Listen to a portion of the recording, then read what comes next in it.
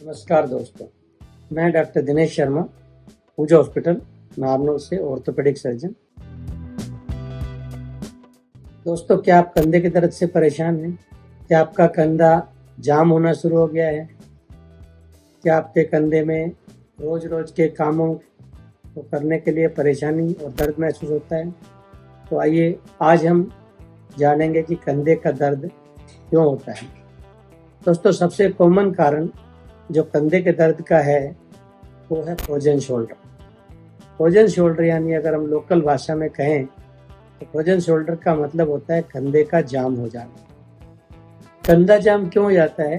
क्योंकि उसको अंग्रेजी में एडहेसिव कैप्सुलाइटिस भी बोलते हैं। जो कंधे की जो झिल्ली होती है, जो कैप्सूल होता है, जो गोला जो अंदर चलता है, उस कैप्सूल पर सिकुड़ जाता है और उसको सिकुड़ने के कारण से कंधे का मूवमेंट धीरे धीरे कम होता चला जाता है और दर्द भी रहने लगता है। तो जब पेन हो और मूवमेंट कम हो जाए उस सिचुएशन को कहते हैं फ्रोजन शोल्डर। दोस्तों, फ्रोजन शोल्डर डायबिटिक पेशेंट में बहुत कॉमन है, जो कि 20% डायबिटिक्स में फ्रोजन शोल्डर होने के चांसेस रहते हैं, कंधा जाम हो जाता है। वैसे और कारणों में कभी चोट लगने के बाद, जैसे हम कंधे को नहीं हिलाते हैं चोट के कारण और दर्द के कारण, तो कंधा जाम हो जाता है। फ्रोजन शोल्डर की 3 स्टेजेस होती हैं। एक होता है फ्रीजिंग स्टेज, एक फ्रोजन स्टेज और एक थाइंग स्टेज। फ्रीजिंग स्टेज में दर्द शुरू होता है और रेंज ऑफ मोशन, कंधे के जो मूवमेंट है, मोशन है, कम होने लग जाते हैं। कंधा जाम होने लगता है और दर्द भी रहने लगता है। उसको फ्रीजिंग स्टेज बोलते हैं। शुरुआत में कुछ मूवमेंट्स सबसे पहले कम होते हैं, जैसे कि हाथ कमर के पीछे की तरफ जाना बंद हो जाता है, सिर के पीछे की तरफ जाना बंद हो जाता है, जो बाहर की तरफ हाथ जाता है एक्सटर्नल रोटेशन मूवमेंट, वो भी धीरे धीरे रुकने लग जाती है। धीरे धीरे कंधा पूरी तरह जाम हो जाता है और फिर मूवमेंट बहुत रेस्ट्रिक्शन और पेनफुल होता है, बहुत ज्यादा पेन होता है, खासकर रात के टाइम। और इस स्टेज को बोलते हैं फ्रोजन स्टेज। ये फ्रोजन स्टेज दोस्तों 2 से लेकर 6 महीने तक चल सकती है। और उसके बाद में थर्ड स्टेज आती है हीलिंग स्टेज, जिसको बोलते हैं थाइंग स्टेज, जिसमें ग्रेजुअली कंधे के मूवमेंट्स अपने आप धीरे धीरे इम्प्रूव होने लगते हैं, दर्द कम होने लगता है। इस स्टेज पे जब हम एक्सरसाइज करेंगे तो धीरे धीरे कंधा जाम खुलने लगता है। लेकिन ये प्रोसेस कई बार 2 महीने से लेकर 2 साल तक भी चल सकता है। अब कंधे का फ्रोजन शोल्डर ही है या कुछ और तो नहीं है, ये जानने के लिए एक्सरे किया जाता है। एक्सरे से फ्रोजन शोल्डर का डायग्नोसिस नहीं होता है।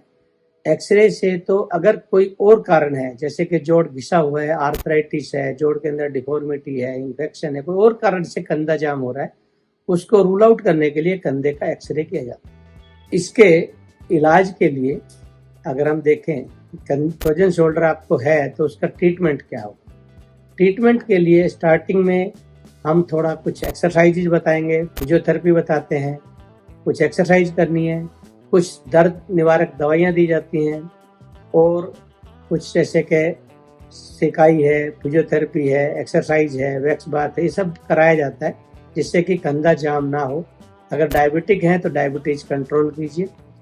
अगर उसके बावजूद भी दर्द कम नहीं होता है तो जो है फिर उसमें कंधे के अंदर लोकल स्टेरॉइड इंजेक्शन लगाते हैं और कंधे को थोड़ा मैनिपुलेशन करते हैं।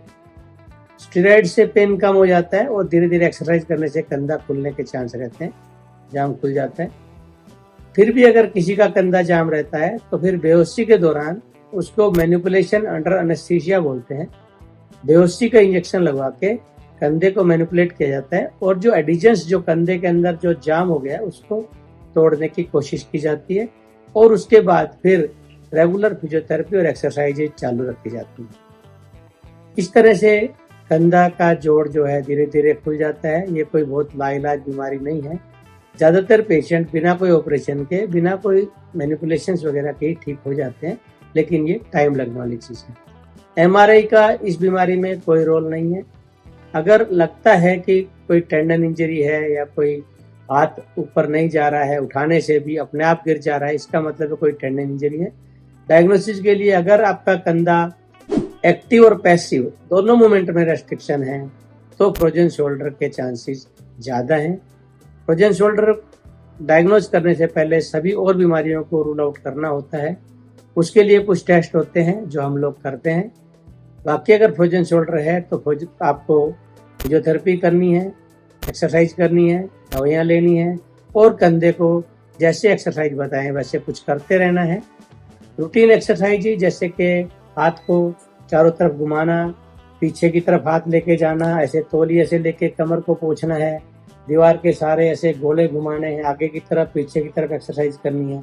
ये कुछ साधारण एक्सरसाइज हैं जो आप करते रहिए।